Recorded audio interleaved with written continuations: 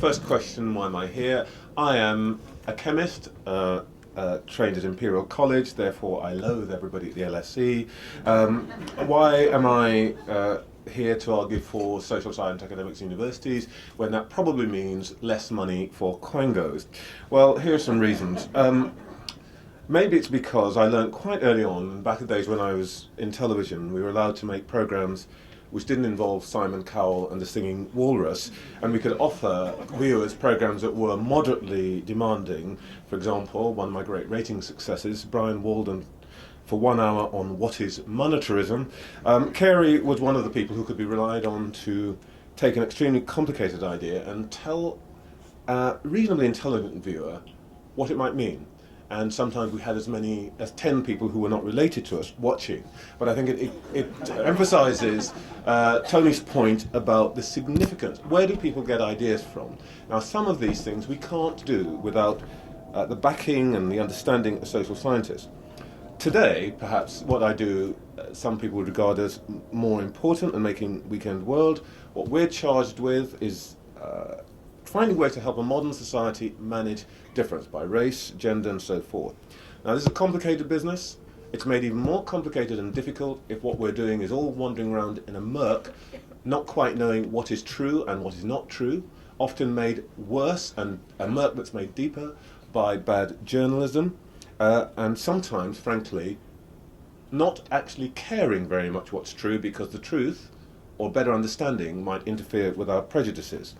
Worst of all, in our territory, everybody's got an opinion, mostly based on their own personal experience, usually a bad indicator of what is right. Sometimes the individual case is helpful. The great example in the last 15 years, Stephen Lawrence, tragic, but opened the door to a better understanding of some aspects of institutional behaviour, not race, but institutional behaviour in this country. But the individual story doesn't usually tell us what public policy should address, nor where to focus our efforts and resources. Only evidence, properly and rigorously gathered, well analysed and intelligently applied, can help us do the things we most need to do, how to make a difference rather than just to make a noise. Now today, most people in this country think unfairness in outcomes is a bad thing, whether that's about the pay gap, stop and search, the unrepresentativeness of our parliament. And that's an important reason for understanding things better. Secondly, if we're going to deal with our economic problems, I think we can only do so if the burden of dealing with those problems is seen to be applied fairly, and that the benefits of recovery are shared more fairly than they were before. For example, if we are going to create 2 million new jobs in the private sector, they need to be more available to women, to people from ethnic minorities, disabled people, than they were previously. And people need to be able to say that. What we know is that the kind of disadvantage I've been talking about is a result of millions of subtle interactions, most of them unintentional, most unacknowledged, and which can only be shown up by aggregate data and analysis. And that's what social scientists do for us. But we need some new tools as well, by the way. We need more from the psychologists. We probably need a bit more creativity from economists and so on. So this campaign, I think, is not just about helping us do what we do better, but actually opening up new possibilities. Let me just say one last thing. I'm not here just to make a plea for more data to show and more reports to show that the protected groups are discriminated against. I think a more scientific approach will throw up some difficult issues for us. It will show us things that we don't want to hear or that we can't understand immediately. Last year we did our triennial review, the first one, first of its kind in the world, attempt to assess the picture of equality and human rights in a single country. We're 20 years off getting this exercise right, I think, but it was a good start. And we learnt that we reinforced some things we knew before.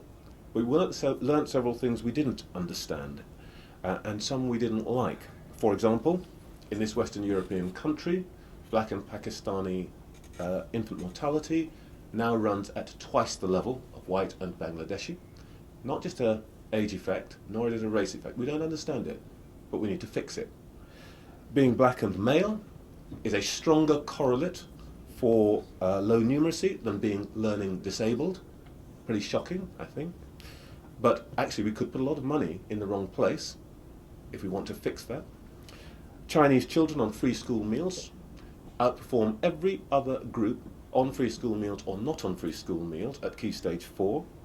There's hardly any class gap in that ethnic group, whilst in the next best performing ethnic group, Indians, the class gap is sizable. We don't even know where to begin in understanding that. We don't have a good hypothesis. But knowing why that is happening will probably do more for understanding how to improve the tail of failure in our schools than any amount of reorganisation or curriculum rewriting.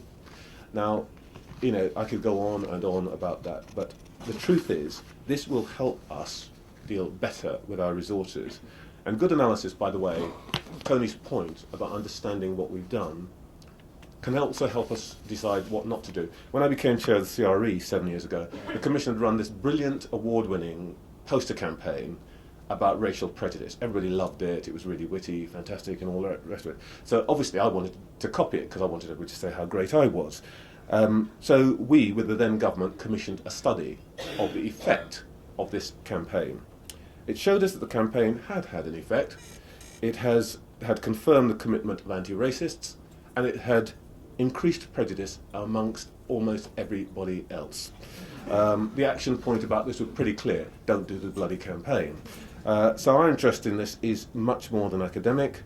In every country in the world, the biggest issues, I think, are to do with human difference, sometimes reinforced by poverty and socioeconomic difference.